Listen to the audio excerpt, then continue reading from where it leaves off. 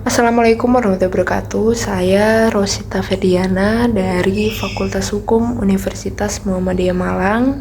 Di sini adalah pembahasan kita yang akhir dalam isi materi mata kuliah Hukum Tata Negara yang sedang saya tempuh. Sedikit pembahasan mengenai sengketa kewenangan antar lembaga negara. Jadi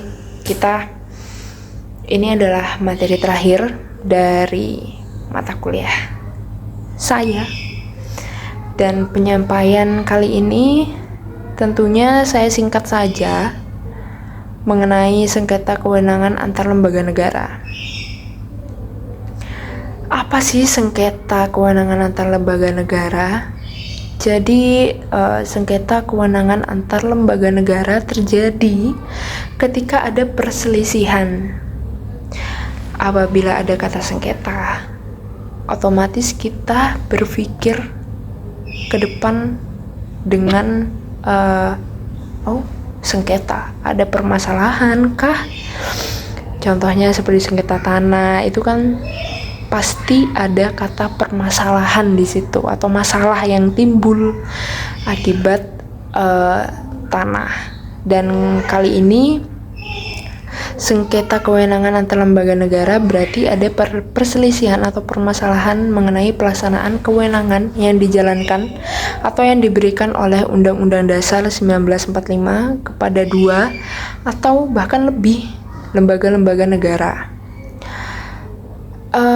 Lembaga negara pada awalnya saya bahas dengan mempunyai tugas dan kewenangan masing-masing agar saling berkesinambungan, tidak tumpang tindih.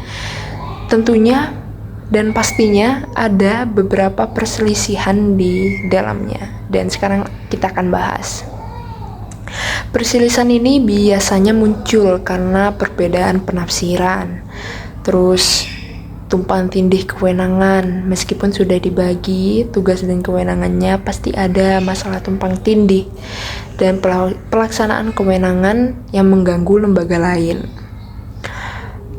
Penyelesaian sengketa ini biasanya oleh MK atau Mahkamah Konstitusi, yakni memiliki kewenangan untuk memutus sengketa kewenangan antar lembaga negara secara final dan mengikat. Jadi tidak ada yang bisa mengganggu-gugat apabila putusan dari Mahkamah Konstitusi ini. Lalu ada lembaga negara yang dapat mengajukan sengketa adalah lembaga yang kewenangannya diatur oleh Undang-Undang 1945 seperti DPR, MPR, DPD, Presiden, BPK, KPU, dan lainnya. Dasar hukum kewenangan MK ini terdapat dalam pasal 24C ayat 1 Undang-Undang Dasar 1945 dan UU nomor 24 tahun 2003 tentang Mahkamah Konstitusi. Apa sih penyebab sengketa? Kok bisa ada sengketa di dalam lembaga negara? Pertama, kurangnya aturan yang jelas mengatur hubungan antar lembaga negara.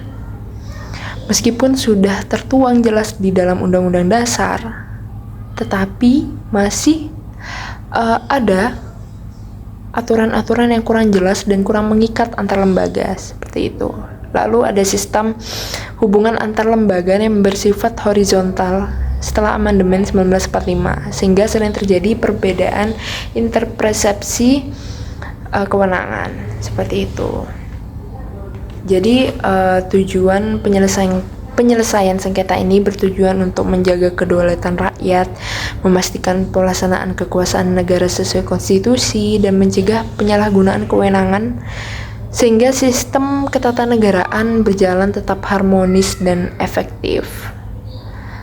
Dan Mahkamah Konstitusi sebagai lembaga penengah dan memastikan bahwa kewenangan antar lembaga ini bisa dijalankan dengan baik, tidak ada tumpang tindih lagi dan sengketa-sengketa yang lainnya.